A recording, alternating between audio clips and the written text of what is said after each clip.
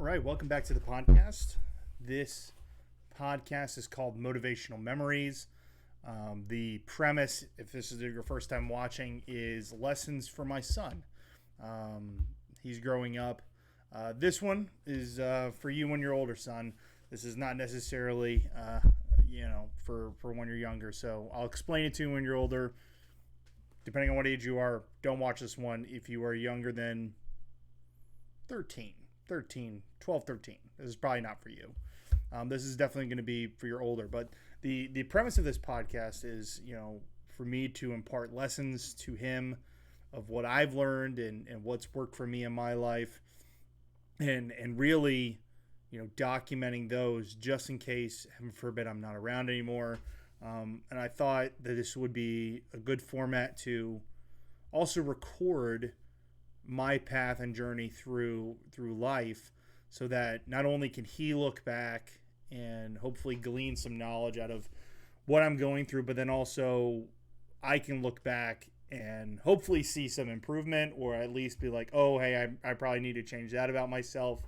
I think it's a good thing to always be remembering, because if you do not focus on what you've been or what you've done in the past, you don't fully appreciate the present, or you're prone to make the mistakes that you have in your past. So the best way to get out of that is to remember and do personal improvement. So, this topic is super controversial nowadays. It is a challenge for a lot of people. It's blown up online a lot. I see it through my feed just constantly on pretty much every social media outlet out there. So, and because of that, it's gotten me thinking in the context of my son, and looking at my life and how have I been personally affected by it. How have I gone about this particular more challenging topic? And this is episode 7, so we're gonna get into it. And I'm not gonna sugarcoat things. This is not a PC podcast, so if you are sensitive, sorry, this is not the channel for you. This channel, we talk about tough things, and I'm going to give you my real, raw opinion, and I don't hold back. So, sorry, not sorry.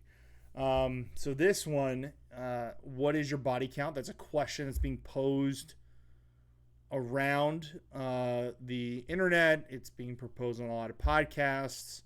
I'm seeing it in a lot of different places, and I think it started from actually this image, which is a video where this guy would go around and ask girls, what's your body count? And they don't want to answer. They don't want to say, right? Whether it's embarrassing or not. And then it got kind of pushed into the feminist movement, and people were like, well, why does body count matter, right? We have feminism and we have sexual freedom, and we should be able to sleep with however many people we want, and we shouldn't be judged by our body counts. And that sparked some debate with people who are more traditionally minded, who say it does matter, because one of the things that the value that women bring to a marriage or a long-term relationship is purity, right? And the fact that there's a lot of data now too that shows that the more promiscuous a woman is, or a man for that matter too, the higher probability of divorce, right? So basically the traditional view of this is like, hey, it does matter because of pair bonding, because of a lot of different factors. It's important that you have a very low body count, or in reality, kind of what our Christian faith says, to have no body count until you're married, and then you have one. And then the only way that number goes up is if you have a reasonable thing for divorce, like cheating or sexual promiscuity, and you're a faithful husband or wife and you leave that person, or physical abuse. The Bible has outlined pretty clearly that divorce is not, I'm uncomfortable, or I'm not. It's in the Bible. It's condoned when in proper use, where someone's being physically abused or harmed. you shouldn't be staying in that relationship, right? God doesn't want you to be harmed. So, there are some protections, but it's not supposed to be, I'm quote unquote unhappy because I made this choice. And if you're unhappy because you made this choice, you probably weren't, if you're following God's will, right? There's going to be moments where you're happy. There's going to be moments of you're unhappy. Have I been 100% happy the entire time in marriage? No, I haven't, because I'm a human being and she's a human being. And, Koa, me and your mom are not perfect. So there's going to be fights, and there's going to be times that it sucks. And then there's times that it's wonderful. And in the lows and the highs, there's beauty in that. And you get to appreciate the highs so much more because you've experienced the lows. So it is a very last minute ripcord. It is not meant to be used as frequently as it is nowadays, right? So on that particular topic, if you decide to marry a woman and you have decided that, she's the person that you want to be with forever, know that that's forever, unless she cheats on you or physically abuses you or the children, right? Like, that's it. So, because if you go into marriage with the mindset of like, I can get divorced, then you most likely will, because that's your mindset. You're not in the frame of mindset of like, I'm going to make this work regardless because I said to death do me part. And my word as a man is important. And, I gave my word. I gave my word to be loyal. I gave my word to fight through this regardless of what's facing me, right? For richer or for poor. Now, that doesn't necessarily mean that you should just suffer in silence. And I think that's another really great point. We'll loop back around. So that's the basic premise. But I think that one of the major premises of this, what is your body count, is like, what value are you bringing to the marriage? If you're only, or to, frankly, a long-term relationship, if you're only bringing sex, that's it. That's your only value, right, that you're derived. So Koa, I hope that you build yourself up. I hope that you stay pure, because, and I hope you strive to find somebody that stays pure too, because when a woman has a high body count, she most likely doesn't have respect for herself or has ideals that are not traditional. And the Bible is really clear about the woman being submissive to the man in a godly way. One of the ways that I've had mentors tell me, both female and male Christian mentors, the woman is the neck and the man is the head of the household. So the man has the ability to make the final decisions. Because when you have an organizational structure and you need to have one leader. If you have two captains, it's not going to be a good time. If you have one leader, you're going to be more effective. You're going to get more things accomplished because you're not debating literally everything. Because most of the time, one person's not in charge. So like when you have an executive team in business, when you have military, somebody makes the final call. Like, there's one person, and God made men to be that. Like, they make the final call. But he made women have the ability to influence the man, right? In the way, and find a woman that has the ability to do that in a soft way, where it's not necessarily manipulating, but it's like a good woman helps you understand your own thoughts and your intentions, and will make you realize if your intentions are wrong or correct. And, women intuition is a real thing.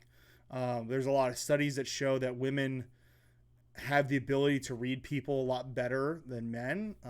Women's intuition, we talk about that, and it's scientific, because if you think about it, women choose the mates, right? They have the ability to be selective, and that's how God designed it, right? Where, the woman is trying to find the best genetic match.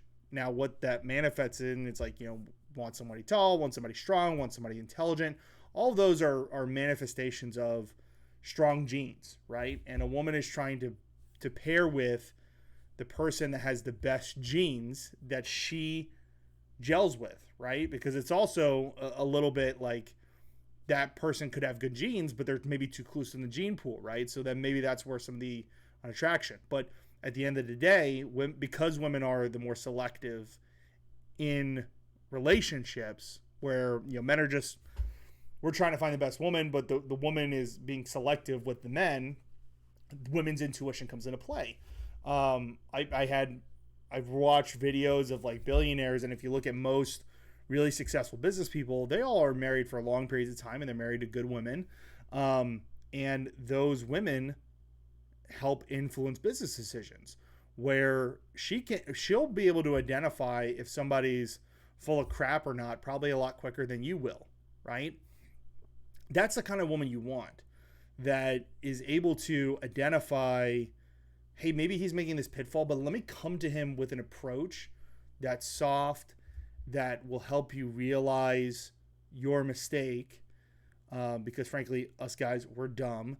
And sometimes we miss things.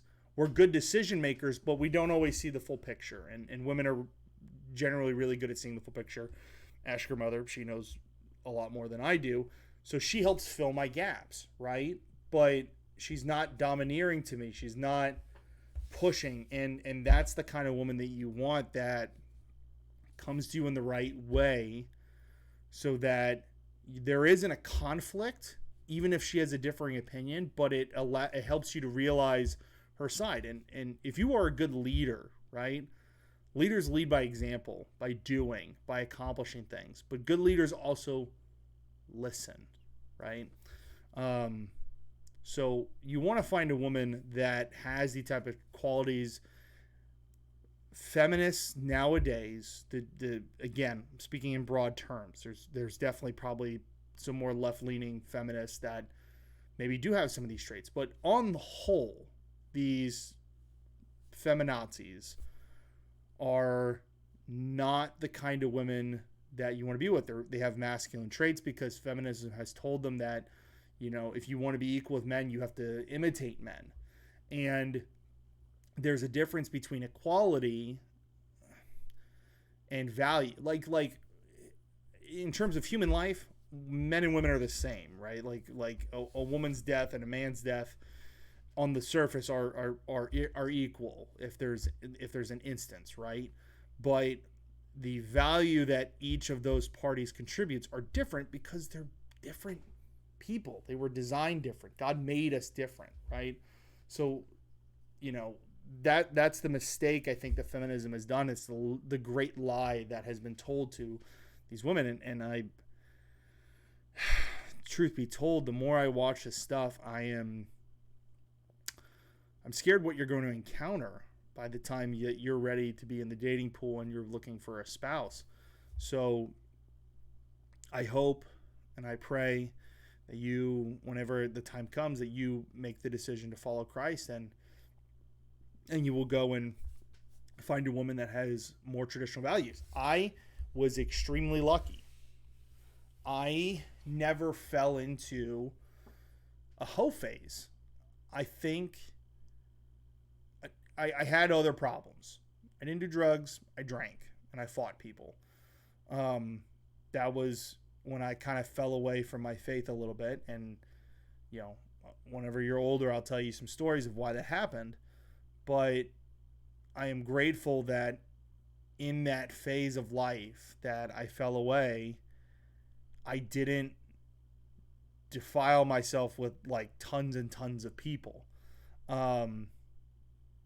And I'm grateful of that, because your mom was very, very traditional. And I'm very grateful that I didn't screw that up. I got very lucky, and me and your mom, we got married young for even our time. We got married in our mid-20s. We had you in our late 20s, but I am grateful that happened earlier in my life, because I cannot imagine nowadays we're dealing with OnlyFans now. We're dealing with Tinder. We're dealing with this age of internet dating that has just exploded, and it's made it shallower, and I think it's detracted from the nuclear family. And what I mean by nuclear, the traditional family, like how God intended things to be. And all these things, I believe, are again part of a plan to erode society and erode traditional values, because there's an element of divide and conquer, right? If the people are divided, then they're easier to control. Now, I don't know who is necessarily controlling. Well, we could talk about that in my faith, but I think that's what's happening here, right? And I think that's the big question of what's your body count. I think body count is extremely important. I think, it's one of the main things that guys look for, is because if your body count's already really high, I know what camp you fall into. I know you're of the empowerment camp and potentially the OnlyFans camp and all that kind of stuff. And frankly, that's not the kind of like those women on the whole are more argumentative. They're not peaceful people to be around. They're not kind people in a lot of ways if you don't agree with them immediately. And I think there's a bit of immaturity in that too, where it's almost just purely selfish. Like, I want what I want when I want it, and I don't care about the consequences that means. I think we're going to see, and you'll probably see as you're growing up, there's going to be a lot of women that are single because of OnlyFans, that are not getting married, and it's gonna be tough for those women. I've talked to people again in my family that they have been single their entire lives. They were boss women in the 90s and 80s, and they look back with severe regret that they don't have a family support system around them. They're talking with nieces and nephews and distant second cousins, but they don't have children to be around. One of the things, Andrew Tate is another kind of person in this culture of like, put their body counts on their foreheads and all this type of stuff. One of the things that he says some crazy stuff, and a lot of them don't ring true, but one that kind of rang true for me was, he talked about his grandmother and how he was in a room with his family, and there was like 80 people in the room, and all those people came from her. All their accomplishments were because of her and her choice to have children and to raise them properly. That is one of the best impacts that women can have on society, is raising strong people that ultimately affect society in fantastic ways. So I think there's a bit of a fallacy too in this whole thing, where people are like, women should be stay at home and all that kind of stuff. And feminism is even saying that like it's more important for you to have a career than it is to raise your family. And the other side of the camp's like, well, being a homemaker is not hard. I think it's somewhere in the middle, where it's challenging. It's not easy. It's not the hardest job in the world, but it's not easy. But in that same breath, it is probably one of the most rewarding jobs in the world, where you get to live life through the impact that you make your children, right? So that's the kind of woman you want to look for. And the Bible clearly talks about it, right? So, Proverbs 7:5, to keep you from forbidden women, from the adulteress with her smooth words. Like that's something that, it calls to. Let me read another verse. I have a few picked out. So, flee from sexual, 1 Corinthians 6:18, flee from sexual immorality. Every other sin a person commits is outside the body, but the sexual immoral person sins against their own body. And, that's another thing about this body count. When you're having sex outside of marriage, you are degrading your own body, and you are sinning against not just yourself, but your soul starts to erode in that. And that's true. You can see that with pair bonding. And, you know, people become, it's harder to be invested in somebody if you don't have, if you have a lot of relationships. So here's a good example. So if I go to Italy once with your mother and we go for a week and we spend the time there and we go see all the sights to see and we get a balcony view and we're looking over Rome and just taking it in, right? And we never go again. Or even if I just go again with her, right? And we keep going to that same spot and we keep going to the same apartment. And every time we go, we just relive it and our love gets deeper. Rome's now me and your mom's place, right? If you go on vacation with 300, 400, 500 different people to Rome, you're not associating Rome with any one individual. Rome's become fractured, and that experience of Rome has become fractured amongst all of those individuals. The same is true of relationships and, you know, sex. The more you experience it with a lot of different people, it becomes detached from those people. And for men, you know, sex is love, and the same thing for it's very intimate, deep thing. But it becomes a shallow thing the more it's poured out to different people. The more it's spread around, it becomes detached from that individual and just becomes an act. And that's where the destruction of one of the most beautiful things that God created is happening right before our eyes. So, you know, whenever you're growing up and you know, we'll have the birds and the bees talk, I'll be very candid about, you know, why it's important to do these things. Something that I wish, you know, my parents had done when they were raising me. They gave me rules, but they didn't give me the reasons behind the rules. And sometimes you're not going to get the reasons all the time. I'm just going to give you rules because I'm your dad and because I said so. But I think it's important because if you know the why, you know what you're being protected from. And I would avoid women with high body counts as much as possible, like they are the plague, because they will damage you.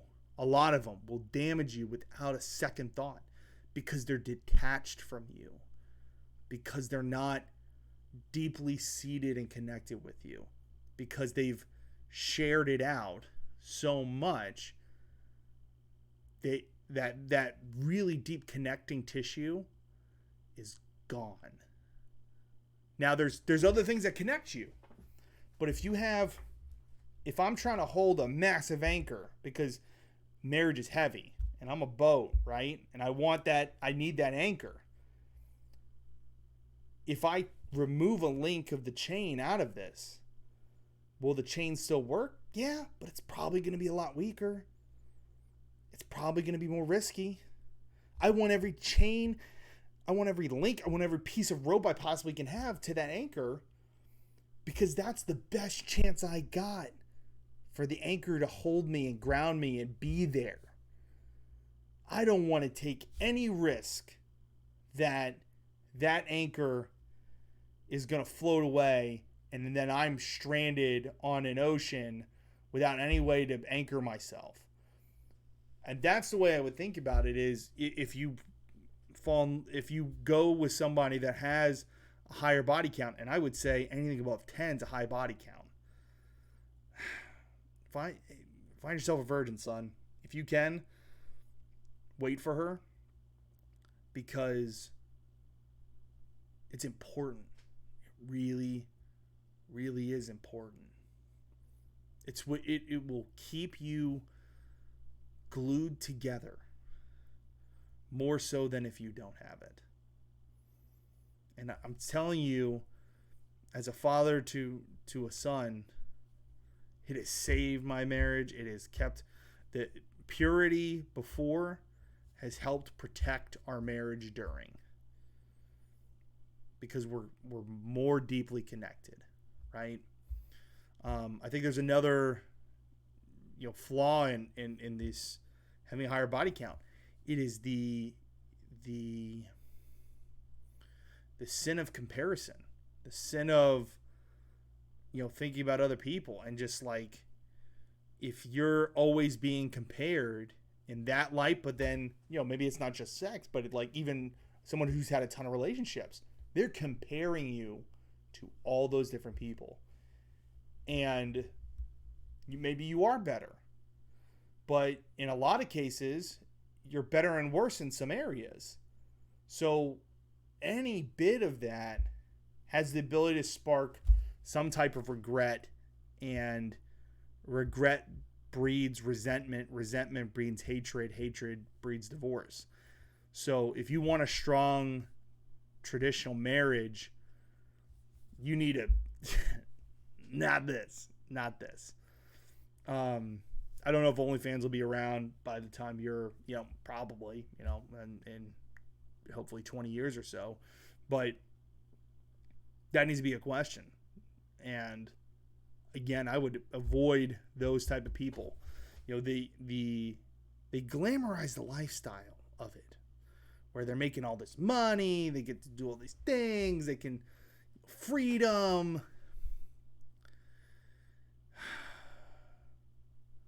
Money does get freedom in some mind, but when it comes to morality, money can't buy your morality. Money can't give you peace of mind around that. That's an intangible. It's not a good comparison. So, my stance on this is, and thankfully I was able to avoid all of this. Find somebody with a low body count. It's really important. It really, really is. There's so much data that shows that it is. And the fact that they're screaming about it, that it's not important, tells me how important it is. I'm seeing podcast after podcast where the guy's like, well, if it's not important, tell me your body count. And they won't. They refuse. Which shows that it does matter, but they're just in denial of it. They're just delusional. Which is what a lot of feminism is, because frankly, if they just looked at the data, it's clear. It's really, really clear. One of them, kind of on the same feminist movement, women make 60/7 of the dollar of men. They took a national average and just straight lined it. But then when you talk about them in the debate, so like in the same job, no, that's not what that stat talks about. That's not the data comparison. Women in the same job as men generally make more. And it's a really big disparity if it's single men and single women. The only time you'll see a little bit more of a disparity is, single men, married men versus married women, because married women tend to make more family-based decisions. So again, it's not this patriarchal male society. No, it's your decisions. And frankly, they don't want to live with the consequences of their decisions. They want to be able to do whatever they want, whenever they want, and make selfish decisions and not live with their consequences. They're selfish. So again, it points to another major red flag. You don't want to be in a relationship with somebody that's selfish. You don't want to be in a relationship with somebody that's delusional, because they're going to be selfish and delusional in your relationship. Whatever they're doing before the relationship, they're most likely going to continue once you're in a relationship. Now, over time, are they going to work to improve? Maybe, but the probability of a selfish person working to improve to make your life better, probably not going to happen. If they're not a selfish person, but maybe they have something that's not correct, maybe you can work through it, right? But selfishness is probably one of the biggest red flags that I would try to avoid. So, yeah, I hope this helps other traditional men out there. I hope this helps other traditional women too, of like, hey, this is the perspective of a man that has lived a more traditional life, um, and is in a nuclear family and doing my best to take care of my family and provide the best life I can for him. And I'm definitely in the top 1% of earners out there with all my businesses and all the other things I got going on. That's my opinion of it. And what I will tell my son, and I will tell this to my daughters too: body count matters. Don't have a ton of sexual partners. And if you can, only have one. The person you marry to. The person you do it inside of marriage. There's a reason God told us to do this. There's a reason why the Bible is very clear on this particular topic. It's for our protection. Most of the time when God puts rules in, when me as a father put rules in place, it's so that we don't do dumb stuff. We don't hurt ourselves.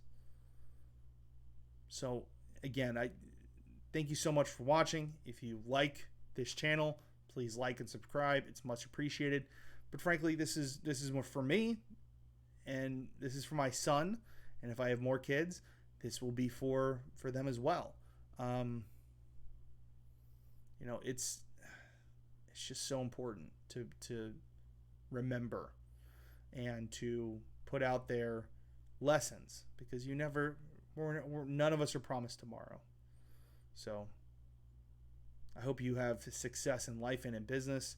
I hope that, son, that you listen to the words that I'm saying and know them that I'm speaking from my own life experience, but I'm also speaking from the stance of the Bible. So yeah, those verses I mentioned, take a look at them. Look up in the Bible different verses that kind of pair along with this. I think it's a good read to focus on. So thank you so much for watching. I love you, son. I love you all. Have a good night.